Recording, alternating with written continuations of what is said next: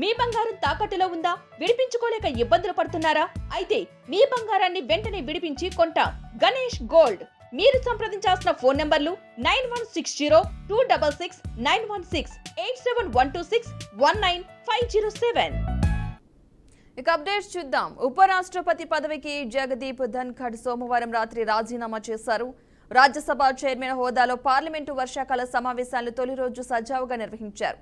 కానీ ఆయన రాత్రికల్లా అనూహ్యంగా రాజీనామా లేఖను రాష్ట్రపతి ద్రౌపది ముర్ముకు పంపారు.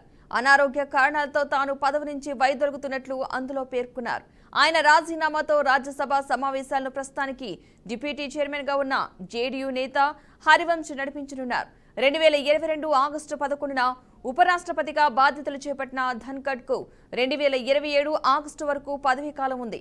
అయితే 2 ఏళ్ల 344 రోజులకే ఆయన వైదొలగాలని నిర్ణయించుకున్నారు. 74 ఏళ్ల ధన్ఖడ్ తర్వాత ఉపరాష్ట్రపతిగా ఎవరిని ఎన్నుకుంటారనే అంశంపై ఆసక్తి నెలకొంది. హరివంశ్కు అవకాశం ఇస్తారా అనే చర్చ జరుగుతోంది.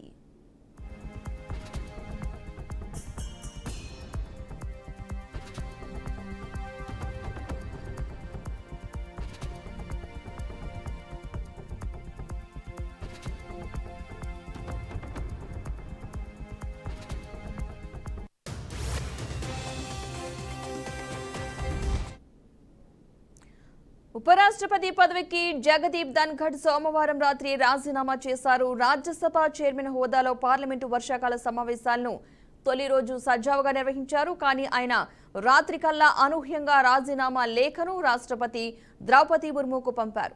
అనారోగ్య కారణాలతో తాను పదవి నుంచి వైదొలుగుతున్నట్లుగా అందులో పేర్కొన్నారు.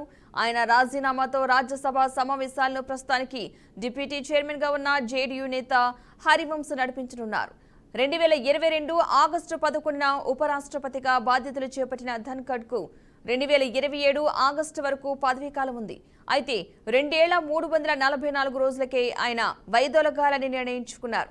74 ఏళ్ల ధన్ఖడ్ తర్వాత ఉపరాష్ట్రపతిగా ఎవరిని ఎన్నుకుంటారు అనే అంశంపై ఆసక్తి నెలకొంది. హరివంశ్కు అవకాశం ఇస్తారా అనే చర్చ కూడా జరుగుతోంది.